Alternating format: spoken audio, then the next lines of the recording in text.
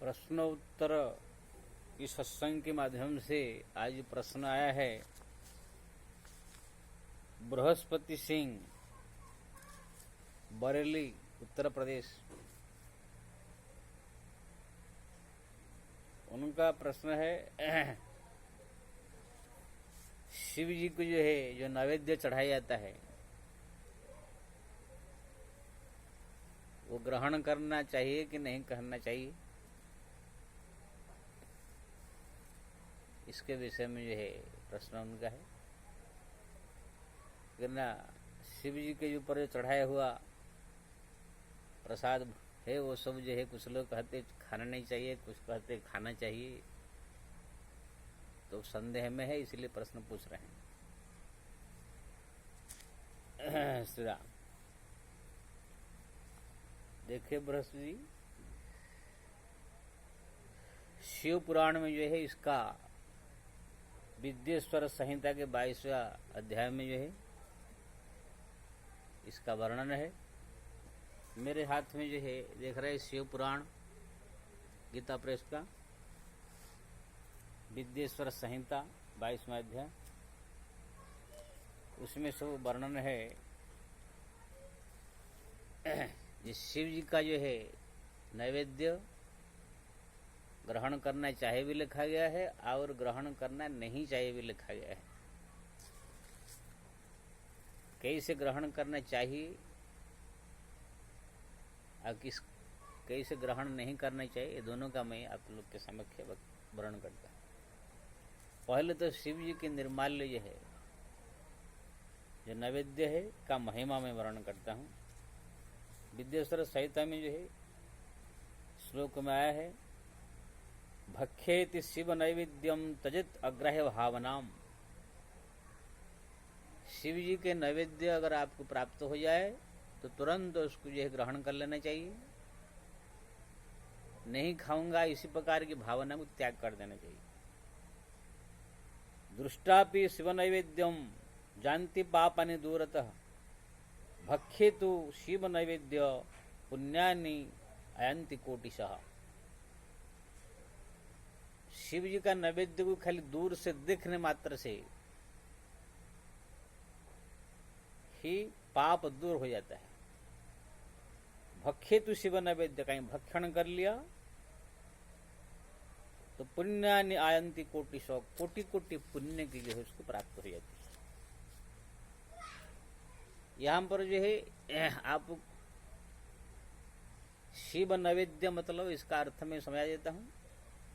महिमा तो आपने सुना, शिव जी का नैवेद्य का ग्रहण करना, दर्शन करना, और ये लंबी चौड़ी वर्णन है। शिव नैवेद्य का ग्रहण करने से करोड़ों करोड़ ब्रह्महत्या पाप आदि भी नष्ट हो जाते हैं, इसमें तो ये वर्णन है।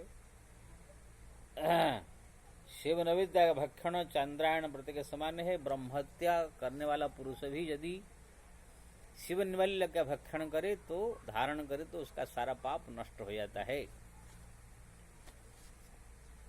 लेकिन दो प्रकार की होती है शिव जी का नैवेद्य। एक होता है शिव जी के मूर्ति में चढ़ाना, दूसरा होता है शिव जी के लिंग में चढ़ाना। शिव जी की मूर्ति जहां पर होती है वहां पर जब उनकी किसी प्रकार की फल हो, फूल हो, कोई किसी प्रकार का प्रसाद जो चढ़ाया जाता है वो शिव जी का नैवेद्य है, वो प्राय सबको ग्रहण करने योग्य है। उसके लिए जो है कोई प्रतिबंध नहीं। जो शिव लिंग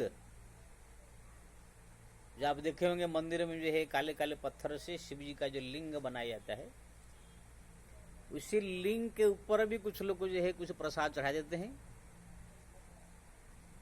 तो लिंग को स्पर्श किया हुआ जो चढ़ा हुआ प्रसाद को जो है ग्रहण करने के लिए जो है मना किया गया है। लेकिन कुछ ऐसे जो है शिव जी का लिंग है उसमें चढ़ाने के बाद भी प्रसाद आप ग्रहण कर सकते हैं, उसका भी जो है इसमें वर्णन किया। ये शालिग्रामे लिंगे, शालिग्राम पत्थर से अगर बना हुआ लिंग हो, उसके ऊपर अगर लिंग के ऊपर भी चढ़ा हुआ कोई फल फूल प्रसाद हो तो भी वो ग्रहण कर सकते हैं। रसोलिंगे पारद, पारद नाम के धातु होता है, उसमें भी अगर लिंग बनाया होगा, पारद लिंग में अगर आप कोई फल फूल कुछ भी चढ़ाया गया है तो उसके भी कोई ग्रहण कर सकता है, करोड़ों पाप नष्ट करने वाला है। श्री राम। रजत लिंगे यानी चांदी, स्वर्ण, स्वर्ण लिंग, देवता, कोई देवता आकर के अगर स्थापन किया हो, सिद्ध, कोई सिद्ध महापुरुष स्थापन किया हो, तो 12 ज्योतिर्लिंग, जो हमारा भारतवर्ष में 12 ज्योतिर्लिंग है, वो 12 ज्योतिर्लिंग में भी चढ़ा हुआ कोई भी प्रसाद हो भगवान शिव की जो है, उसको सब लोग ग्रहण कर सकते हैं, उसमें कोई दोष नहीं है। श्री राम। स्फटिक लिंगम, रत्न निमित्त लिंगम,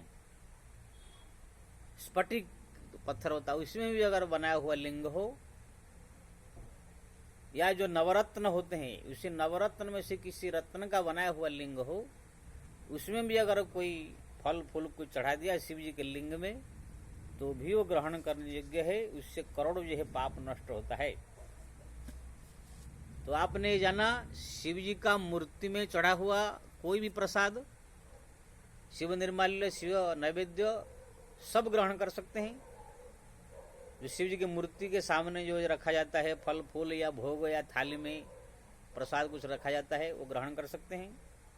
शिव लिंग जो है, पत्थर का बना हुआ लिंग, उनके सामने भी अगर आप फल हो कुछ भी हो, लिंग के ऊपर न चढ़ा करके अगर दूर थोड़ा चढ़ाइए, थाली में या कुछ और अगल बगल में कुछ जगह वहां पर अगर आपने चढ़ा दिया, लिंग को स्पर्श नहीं हुआ, तो आप उसी की प्रसाद को भी कोई भी ग्रहण कर सकता है, इसमें कोई पाप नहीं है, कोई अपराध नहीं है।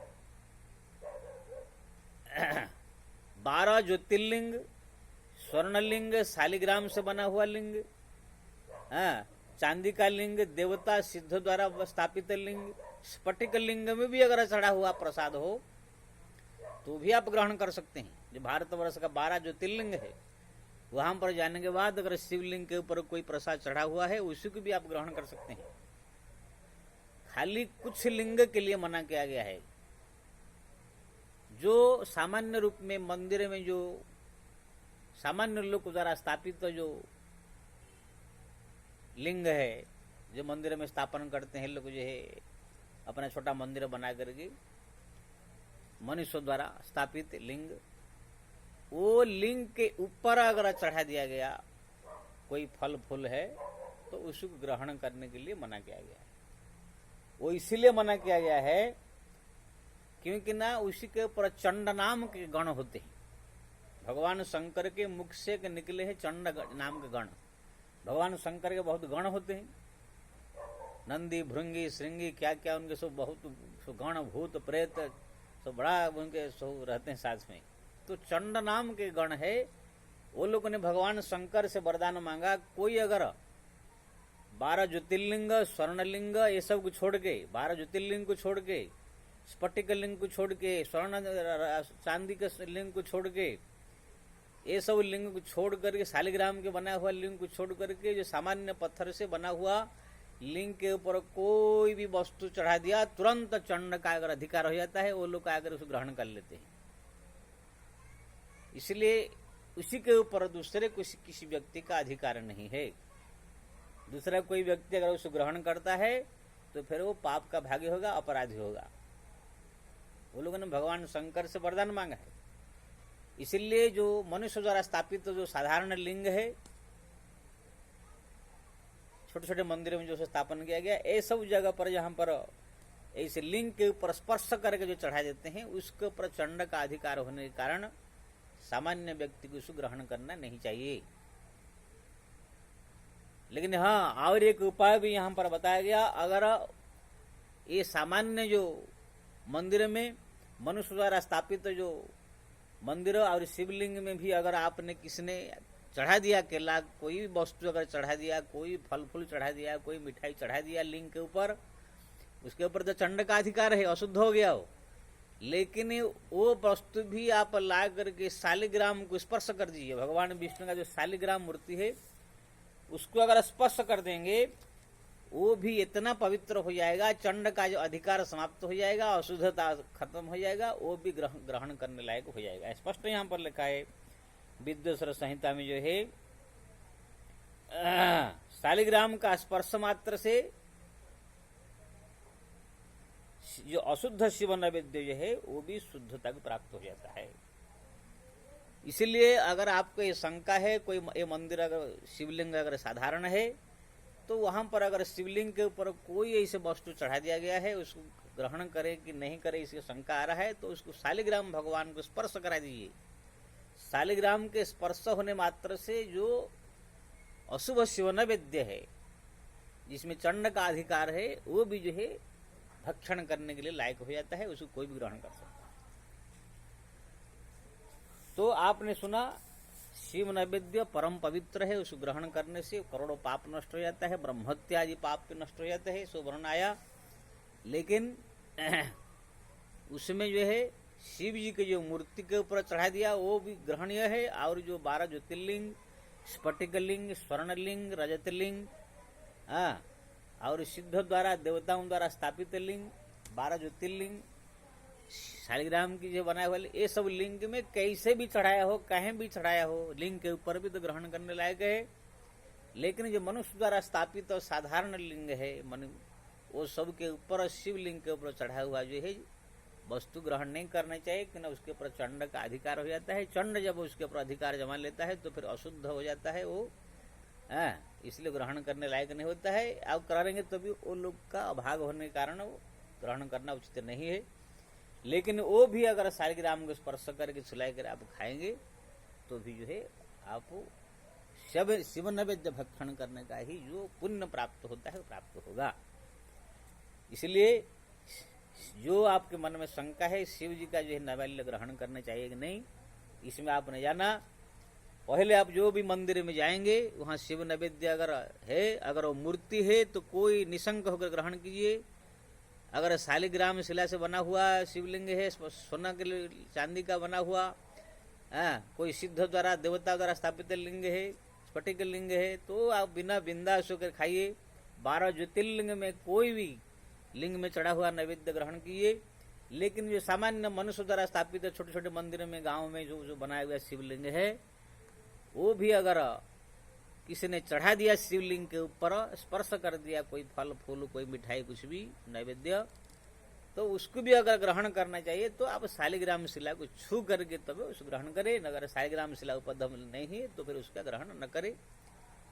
इतना ही खाली मना किया गया, बाकी शिव नैवेद्य परम पवित्र है, उसको ग्रहण करके जो जीवन को धन्य करना चाहिए। जय श्री राम।